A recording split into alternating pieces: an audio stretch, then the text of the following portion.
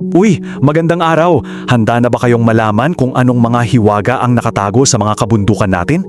Sa ating pagsusuri ngayon, hihimayin natin ang isang napakayamang kwento na nagmula pa sa malamig at nababalot ng hamog na kabundukan ng Cordillera. Ito ang alamat ng gintong puno ng Benguet. Hindi lang ito basta kwentong pampatulog ha. Sinasalamin nito kung paano tingnan ng ating mga ninuno ang mundo at ang kalikasan. Kaya tara, wag na nating patagalin pa. Simulan na natin agad.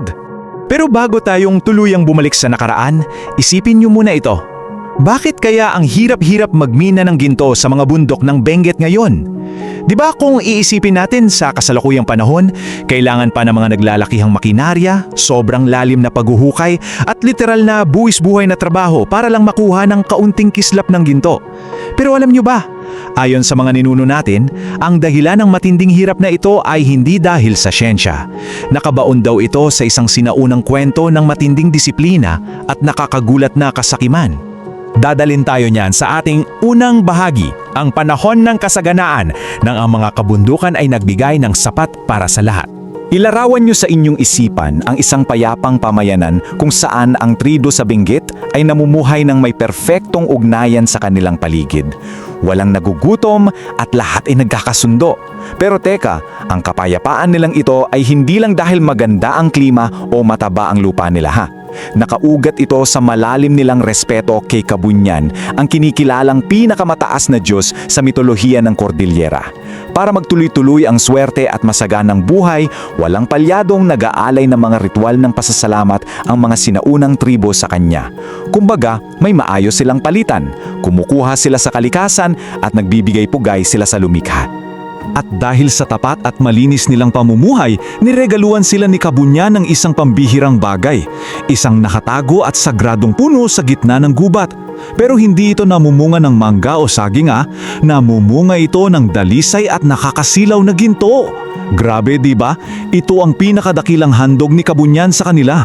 Wala nang hukay-hukay, walang kahirap-hirap, namimitas lang sila ng ginto na parang kumukuha lang ng prutas sa sariling bakuran.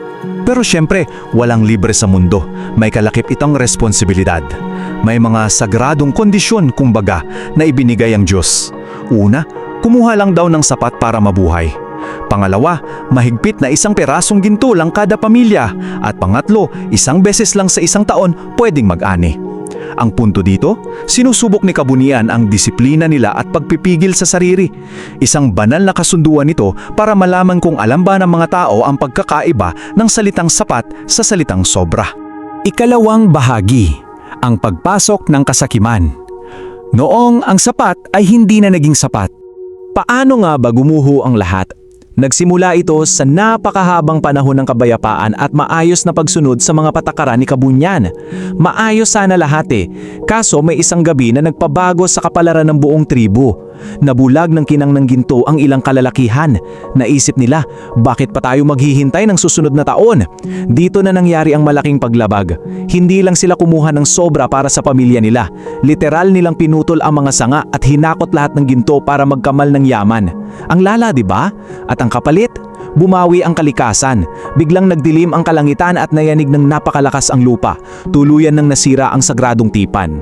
Ikatlong bahagi, ang sumpa ng ginto, ang pagsilang ng modernong pakikibaka. Ang madilim na gabing iyon ay nag-iwan ng markang hindi na mabubura sa kabundukan.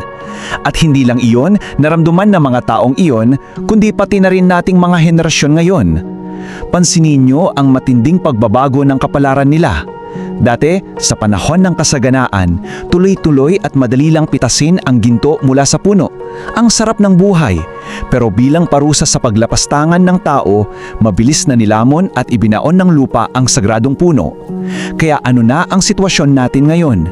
Para makakuha ng ginto, kailangan ng bumutas ng mga minero sa napakatigas na bato at isugal ang buhay nila para lang makakita ng maliliit na butil. Nandun pa rin ang yaman, oo, pero hindi na ito kusang ibinibigay. Kailangan na itong pagbayaran ng matinding pawis at dugo. Ikaapat na bahagi, isang aral para sa kasalukuyan, ang tunay na kapalit ng ating kasakiman. Kaya naman, higit pa sa pagiging isang kwento kung saan galing ang ginto, ang alamat na ito ay isang napakalakas na mensahe. Pakinggan niyo itong mabuti ha. ang anumang biyayang hindi pinapahalagahan ay maaring bawiin sa isang kisap mata. Gusto kong isipin niyo muna yan. Hindi ito ipinasa ng mga matatanda ng Benguet para lang manakot ha. Isa itong seryosong paalala. Sobrang bukas palad ng kalikasan natin, kayang-kayang ibigay lahat ng kailangan natin. Pero sa oras na abusuhin natin ang kabutihang ito, may kakayahan ang kalikasan na bawiin ang lahat sa isang iglap. Kaya, bago natin tapusin ang ating malalim na pagsusuri, iiwan ko sa inyo ang katanungang ito. Sa panahon natin ngayon, sakim pa rin ba tayo sa mga biyayang ibinibigay ng ating kapaligiran? Minsan ba, dahil sa sobrang gusto nating umunlad agad, pinuputol na rin natin ang mga sanga ng ating kalikasan para sa madali ang pakinabang at nakakalimutan na natin ang magiging epekto nito sa susunod na henerasyon? Ang mga alamat ng ating mga ninuno ay hindi lang basta lumang kwento. Sila ay mga gabay at matinding babala na totoo hanggang ngayon. Kaya sana, patuloy tayong matuto at makinig sa kwento ng ating lahi. Maraming salamat sa pagsama sa akin sa talakayang ito at huwag ninyong kalimutang bitbitin ang aral na ito sa inyong pag-alis. Kung nagustuhan mo ang kwentong ito, huwag kalimutang i-like ang video, mag-subscribe at i-on ang notification bell para sa iba pang alamat at kwentong bayan.